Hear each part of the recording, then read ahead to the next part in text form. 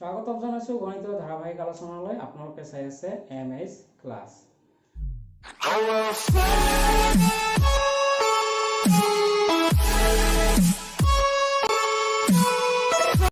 ভগ্নাংশ শীৰ্ষক ভিডিঅ'টিৰ এইটো দ্বিতীয় খণ্ড, সেকেন্ড পাৰ্ট। প্ৰথম খণ্ডৰ লিংক ডিসক্ৰিপশনত দিয়া হৈছে, তাত ক্লিক কৰি আপোনালোকে প্ৰথম ভিডিঅ'টো চাব পাৰিব। আজিৰ ভিডিঅ'টোত আমি আলোচনা কৰিম মিশ্ৰ ভগ্নাংশ আৰু অপ্ৰকৃত ভগ্নাংশৰ এটা আনটোলৈ ৰূপান্তৰ, ভগ্নাংশবোৰৰ মাজত তুলনা আৰু ভগ্নাংশৰ যোগ আৰু বিয়োগ কিদৰে কৰা হয়। তো প্ৰথম আলোচনাত আহিছো অপ্ৰকৃতৰ পৰা মিশ্ৰলৈ পৰিৱৰ্তন। অপ্ৰকৃত ভগ্নাংশক মিশ্ৰলৈ কিদৰে পৰিৱৰ্তন কৰা হয়। এইটো এটা অপ্ৰকৃত ভগ্নাংশ, ইয়াত লব হৰতকৈ ডাঙৰ। তো এইটো আমি মিশ্ৰলৈ কেনেকৈ পৰিৱৰ্তন কৰিম, যে মিশ্ৰলৈ পৰিৱৰ্তন কৰিবলৈ হলে আমি 5ৰে লবটো হৰণ কৰিম। কিমান বাৰ আমি হৰণ দিব পাৰো। 5ৰে যদি আমি 13 ভাগ কৰো, 5ৰে আমি 13 দুইবাৰ দিলে 10 পাম আৰু 3 বাকি থাকিব, ভাগশেষ থাকিব। তো দুইবাৰ গল, দুই ভাগফল ওলাল। এইটোকে আমি কৰিম কি, যে এতিয়া সমান লিখিম যে 2 যিটো ভাগফল পালো সম্পূৰ্ণ সংখ্যা গোটা সংখ্যা পাম আমি। তো 2ক আমি গোটা হিচাপত লিখিম আৰু হৰটো 5এই থাকিব আৰু যিটো ভাগশেষ ওলাল সেই ভাগশেষটোক আমি লব হিচাপত লিখিম। এইবাৰ আহিছো ওলোটাটো, মিশ্ৰৰ পৰা অপ্ৰকৃতলৈ। এইটো এটা মিশ্ৰ ভগ্নাংশ, 3 সম্পূৰ্ণ 7 ভাগৰ 2। তো এইটোক আমি অপ্ৰকৃতলৈ কেনেদৰে লম। সো মিশ্ৰৰ পৰা অপ্ৰকৃত লবলৈ আমি কি কৰিম, এই হৰটোৰ লগত আমি এই গোটা সংখ্যাটো পূৰণ কৰিম। তো 7ৰ লগত যদি আমি 3 পূৰণ কৰো তেনেহলে আমি পাম 21 আৰু তাৰে লগত কৰিম কি, আমি এই লবটো যোগ দিম। যিটো লব ইয়াতে আছে সেইটো আমি যোগ কৰিম। তো 21ৰ লগত 3 যোগ কৰিলে আমি পাম 24। এইটোক আমি লিখিম এতিয়া অপ্ৰকৃত কেনেদৰে। হৰটো একে থাকিব, হৰটো কোনো পৰিৱৰ্তন নহয়, 7 থাকিব। তো হৰ 7 থাকিব আৰু এই যে ফলটো যে পালো, হৰক গোটা সংখ্যাৰে পূৰণ দি তাৰে লগত লবটো যোগ কৰিলে 24 পাওঁ। এই 24টো আমি লব হিচাপত লিখিম। এইটোৱে হল ইয়াৰ অপ্ৰকৃত ৰূপ। এইবাৰ আমি শিকিম ভগ্নাংশৰ মাজত তুলনা। ভগ্নাংশ কেনেদৰে তুলনা কৰা হয়। প্ৰথমে আমি শিকিম সদৃশ ভগ্নাংশৰ মাজত তুলনা। কেইটামান সদৃশ ভগ্নাংশ লৈছো। এই তিনিটা সদৃশ, যিহেতু হৰ একে। সদৃশ ভগ্নাংশৰ মাজত তুলনা একেবাৰে সহজ। ইয়াতে হৰ যিহেতু তিনিটা একে, লব আমি চাম, লব যাৰ সৰু সি সৰু হ'ব, লব যাৰ ডাঙৰ সিয়ে ডাঙৰ হ'ব। তো এই তিনিটাক আমি একাধিক ক্ৰমে সৰুৰ পৰা ডাঙৰলৈ সজালে কি কি পাম, যে এইটো হল আটাইতকৈ সৰু, তাতকৈ ডাঙৰ হল এইটো, তাতকৈ ডাঙৰ হল এইটো। এইবাৰ আহিছো অসদৃশ ভগ্নাংশৰ মাজত তুলনা। অসদৃশ ভগ্নাংশ আমি দুই ধৰণে তুলনা কৰিব পাৰো। প্ৰথমে যদি ভগ্নাংশবোৰ লববোৰ একে থাকে, এইবাৰ অসদৃশ, হৰ বেলেগ বেলেগ সেইকাৰণে অসদৃশ, কিন্তু ইয়াতে লব দুটা একে একে আছে। তো লব যদি একে থাকে তেনেহলে আমি তুলনা কৰাত সহজ হয়। কেনেদৰে, যে যাৰ হৰটো সৰু সি হয় ডাঙৰ। মনত ৰাখিব লাগিব ওলোটা, যে লব যদি একে হয় তেনেহলে যাৰ হৰ সৰু সেই ভগ্নাংশটোৰ মানটো ডাঙৰ। তো ইয়াতে আমি ক'ব পাৰো যে 5 ভাগৰ 2টো হল 7 ভাগৰ 2তকৈ ডাঙৰ। কিন্তু এই দুটাক আমি এনেকৈ সহজতে সৰু ডাঙৰ বাছি উলিয়াব নোৱাৰিম। ইয়াত আমি হৰ দুটা 5 আৰু 9ৰ লসাগু উলিয়াব লাগিব। তো যিহেতু ইয়াতে 5 আৰু 9 পৰস্পৰ মৌলিক সংখ্যা, 5 আৰু 9ৰ লসাগু 45 হ'ব, 5 9 গুণ 45 হ'ব।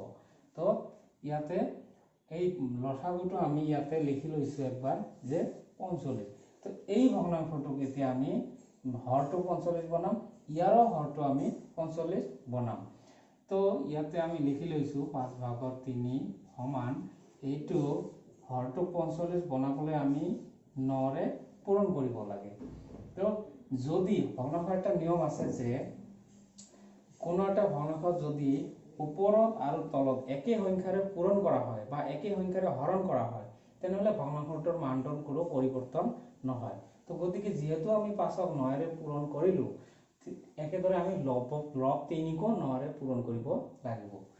লব 3কো আমি 9ৰে পূৰণ কৰিলো। তো ইয়াতে হৰটো এতিয়া 45 হৈ গল আৰু ইয়াতে পালো 3 9 গুণ 27 এই ভগ্নাংশৰ সমতুল্য এইটো পালো ঠিক একেদৰে ইয়াত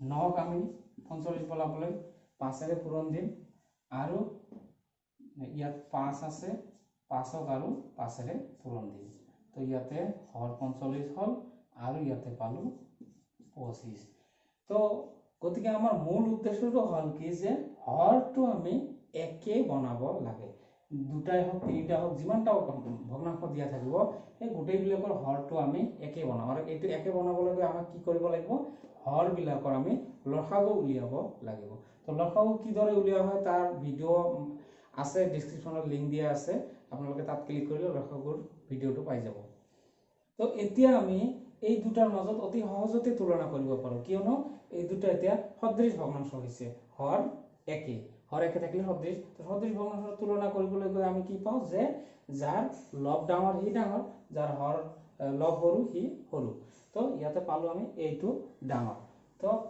এইটোৰ ঠাইত আমি কি এইটো আসলতে আমাৰ ভগ্নাংশটো কি আছিল এইটো না আছিল ভগ্নাংশ আমাৰ আসলতে আছিল এইটো তো আমি পাম কি যে এতেকে পাম যে 5/3 ডাঙৰ 9/5তকৈ 5/3 ডাঙৰ এইবাৰ আহিছো মিশ্ৰ ভগ্নাংশৰ তুলনা এইটো এটা মিশ্ৰ ভগ্নাংশ এইটো এটা মিশ্ৰ ভগ্নাংশ তো মিশ্ৰ ভগ্নাংশ আমি ডাইৰেক্ট তুলনা কৰিব নোৱাৰো পোনপটীয়াভাৱে তুলনা কৰিব নোৱাৰো এইটো আমি প্ৰথমতে অপ্ৰকৃতলৈ ৰূপান্তৰ কৰিব লাগে এইটোকো আমি অপ্ৰকৃতলৈ ৰূপান্তৰ কৰিম তো এইটো অপ্ৰকৃত ৰূপান্তৰ কৰিলে আমি কি পাম যে এইটো সমান 2 3 গুণ 6 6 আৰু 2 8 এই ওপৰত আমি পালো কি এইটো অপ্ৰকৃত কৰিলে 3/8 এইটোকো ঠিক আমি অপ্ৰকৃত কৰিলে কি পাম যে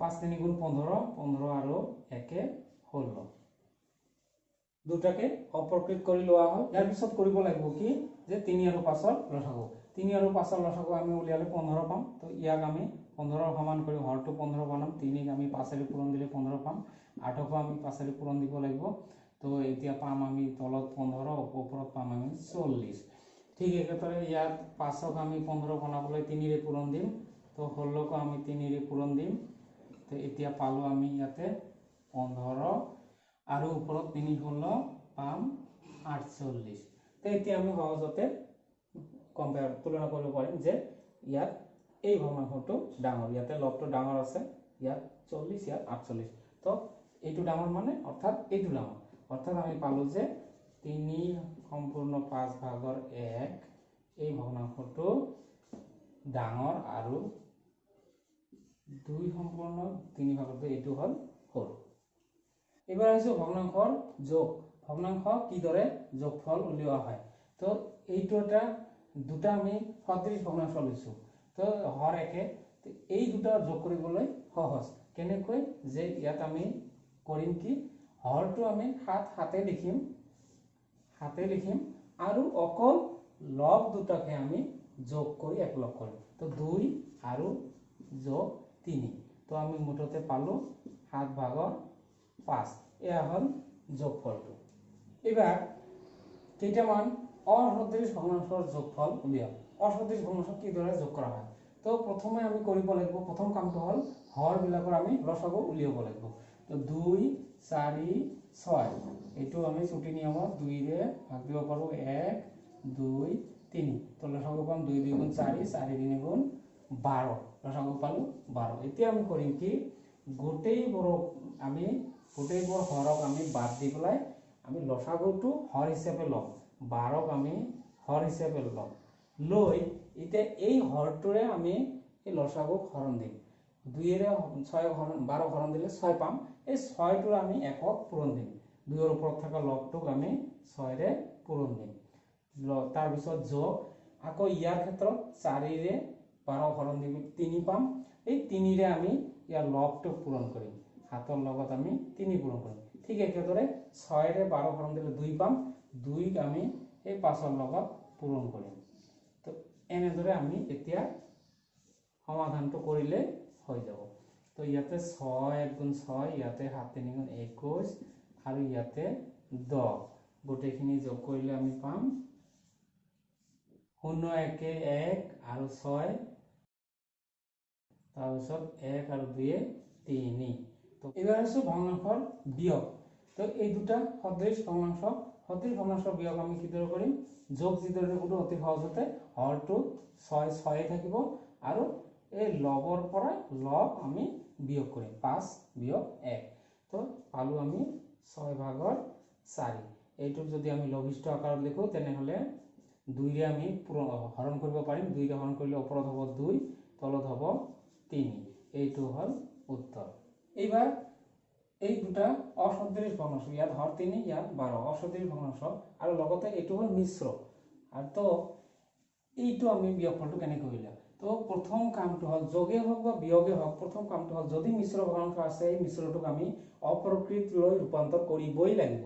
তো এইটো আমি অপ্ৰকৃতত কৰিলে 2 3 গুণ 6, এইটো হৰটো 3, 2 3 গুণ 6 আৰু 1 লব হ'ব 7। তাৰপিছত এইটো ঠিক একেধৰণে লিখিলো। এতিয়া আমি 3 আৰু 12 লসাগু কি পাম? 3 আৰু 12 লসাগু আমি উলিয়ালে 12 পাম। তো এই দুটা মিলাই আমি হৰ 12 কৰি লম। এতিয়া 3 ৰে 12 হৰণ দিলে 4 পাম। সেই 4 ৰে 7ক পূৰণ কৰিম।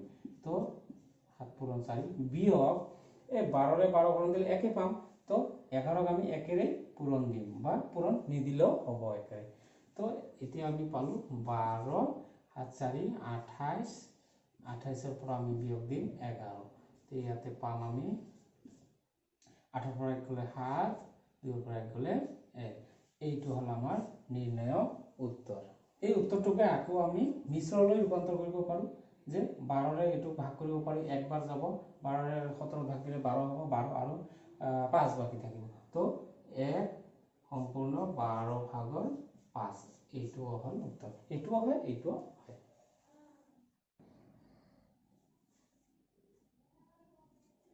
এইবাৰ আহিছো গোটা সংখ্যাৰ পৰা যিকোনো এটা ভগ্নাংশৰ বিয়োগ বা গোটা সংখ্যাৰ লগত যিকোনো এটা ভগ্নাংশৰ যোগ। তো ইয়াৰ পৰা ইয়াক বিয়োগ কৰিলে আমি কি পাম? প্ৰথমে আমি গোটা সংখ্যাটো যিকোনো গোটা সংখ্যাক আমি তলত মনে মনে 1 আছে বুলি ধৰি লব পাৰো হৰ হিচাপে। তো 1 আৰু 4 লসাগু আমি 4 লম। তাৰপিছত 1 ৰে 4 ভাগ কৰিলে 4 পাম। 4 3 গুণ 12, অৰ্থাৎ 3ক আমি 4 ৰে পূৰণ দিম। বিয়োগ এইটো 4 ৰে 4 ভাগ দিলে 1, তো 7ক আমি 1 ৰে পূৰণ নিদিলেও হয় 7। তো এতিয়া আমি 4, তাৰপিছত এইটো 12ৰ পৰা 7 বিয়োগ দিবলগীয়া আছে। তো 4 12ৰ পৰা 7 বিয়োগ দিলে আমি পাম 5। এইটো মিশ্ৰ লৈ ললে পাম আমি 1 বাৰ যাব আৰু 1 বাকি থাকিব। এইটো হল আমাৰ উত্তৰ।